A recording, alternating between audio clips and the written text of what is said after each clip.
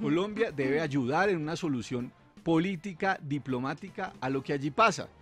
Evidentemente, porque es que aquí lo que se dice un poco, digamos, metiéndonos ya en este tema, es como si resulta que como si en Venezuela solamente hubieran opositores a Maduro y no personas afectas al régimen de Maduro, vamos, o al gobierno de Maduro. ¿Y eso hace pero, que esté bien? No, pero yo te estoy diciendo lo siguiente, y quiero ir al plano de la guerra.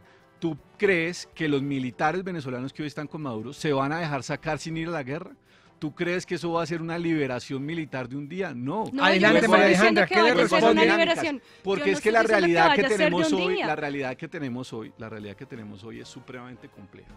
Y lo que tú estás planteando es elevar a la N potencia, ¿cierto? A la N potencia los problemas que hoy estamos viendo. Y a la N potencia no es elevarlos, lo que claro van a seguir empeorando. Permítale, adelante, María Alejandra, porque están muriendo allá en Venezuela. Porque no es agrandar el problema, porque no es agudizarlo, María Alejandra. Te hago una pregunta, ¿por qué si el problema es el hambre?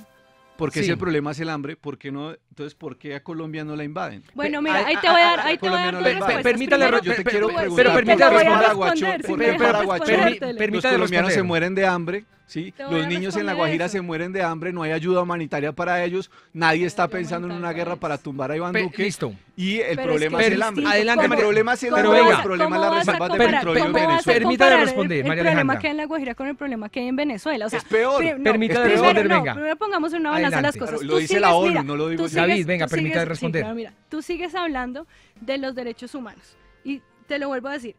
Acá tú dices, la defensa moral a la soberanía. ¿Y sabes yo por qué no estoy de acuerdo con eso? Porque priman los derechos humanos. Venezuela ya no tiene soberanía, porque el atropello que están sufriendo los venezolanos a sus derechos humanos, mira, no tiene nombre. Y respecto a lo que tú dices de la ONU, la ONU ha seguido aceptando y creo que hasta incluso estando de acuerdo con muchos regímenes que hemos visto en la historia. Entonces la ONU, pues la verdad que diga la ONU que está peor La Guajira que Venezuela, pues la verdad es que a mí no me parece un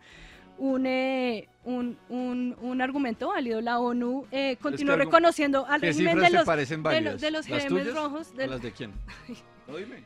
No, ¿Sobre qué marco discutimos? Porque tú sabes que en la lógica formal, pues uno tiene que decir cuál es su argumento, digamos, cuál es su sustento, cuáles son tus fuentes para decir eso. Lo que tú crees, lo que yo creo, mira, lo que está pasando y lo que tú tan ciegamente no quieres ver. Priman los derechos humanos sobre la soberanía, que miles de venezolanos están muriendo. Para ti, ¿cuál es la solución? Que donde haya una guerra van a morir más venezolanos. Yo estoy diciendo que si hay un problema de hambre en Venezuela, si hay una guerra, va a haber más hambruna, porque eso es lo que traen las guerras. Eso es lo que traen las guerras, claro que sí.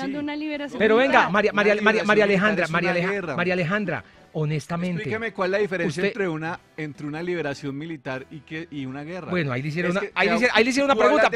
Permítale responder esa pregunta, David. Adelante. ¿Cuál es la diferencia entre una liberación militar y una guerra, María Alejandra? Cuando tú hablas de las guerras, claramente hay personas que están buscando otros beneficios, lo que tú dices, petróleo, recursos, materias primas.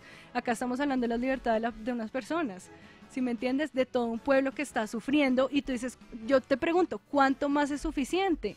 ¿Cuánto más tenemos que aguantar? Lo que le podemos ofrecer los colombianos a los venezolanos es justicia y dignidad.